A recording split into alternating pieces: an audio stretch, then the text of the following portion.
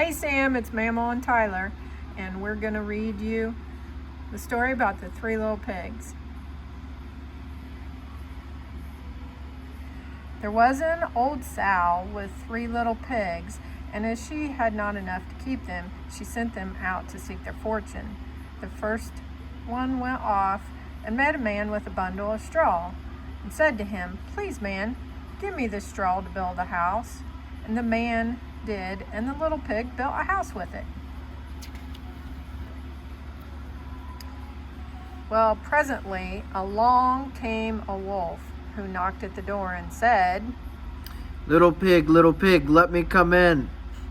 to which the little pig answered, "Not by the hair of my chinny chin chin."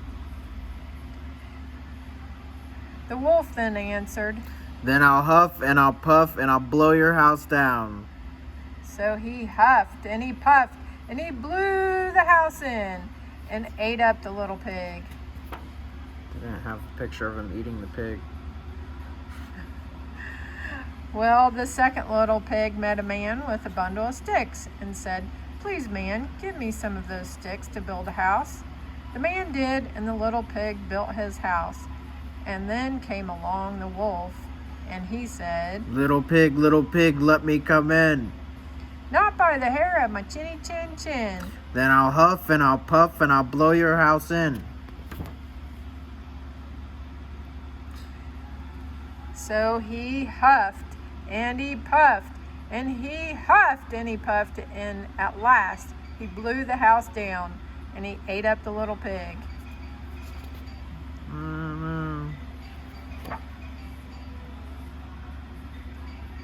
Well, the third little pig met a man with a load of bricks and said, "Please, man, give me those bricks to build me a house."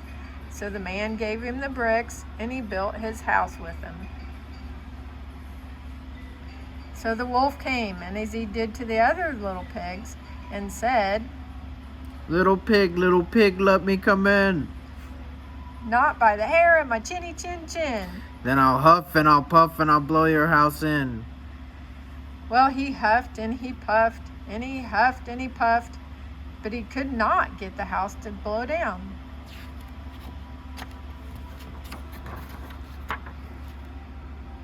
Well, when he found that he could not, with all his huffing and puffing, blow the house down, he said, "Little pig, I know where there is a nice field of turnips." "Where?" said the little pig. "Oh, in Mr. Smith's field, and if you would be ready tomorrow morning, I will call for you, and we will go together and get some for dinner." "Very well," said the little pig. "I'll be ready. What time do you mean to go?" "Oh, at 6 o'clock. Well, the little pig got up at 5 and got the turnips ready for the wolf to come, and he said, "Little pig, are you ready?" The little pig said, "Ready, I have been and come back again and got a nice potful for dinner." Well, the wolf felt very angry at this, but though he thought that he could outsmart the little pig somehow or other, and so he said, "Little pig, I know where there is a nice apple tree." "Where?" said the pig. "Down at Merry Gardens. And if you will not deceive me, I will come for you at 5 o'clock tomorrow and get some apples." Well, the little pig bustled up the next morning at 4 o'clock and went off for the apples, hoping to get back before the wolf came.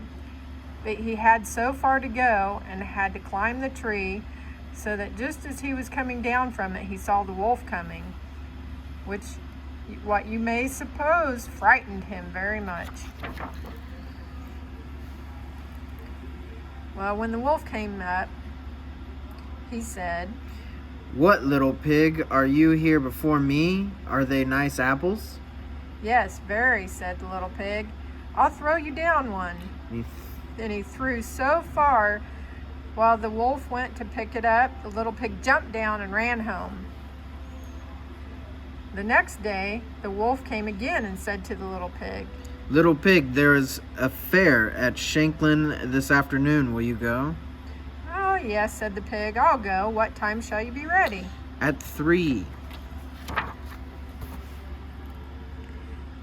So the little pig went off before the time as usual and got to the fair and bought a butter churn. He was going home with the churn when he saw the wolf coming, and then he didn't know what to do. So he got into the churn to hide, and by doing so, it turned over and it rolled down the hill with the pig in it, which frightened the wolf so much that he ran home without going to the fair. Well, he went to the little pig's house and told him how frightened he had been by a great round thing that came down the hill past him. And then the little pig said, I frightened you then. I had been to the fair and bought a butter churn, and when I saw you, I got in it and it rolled down the hill. The wolf was very angry indeed, and he declared that he would eat up the little pig and that he would get down the chimney after him.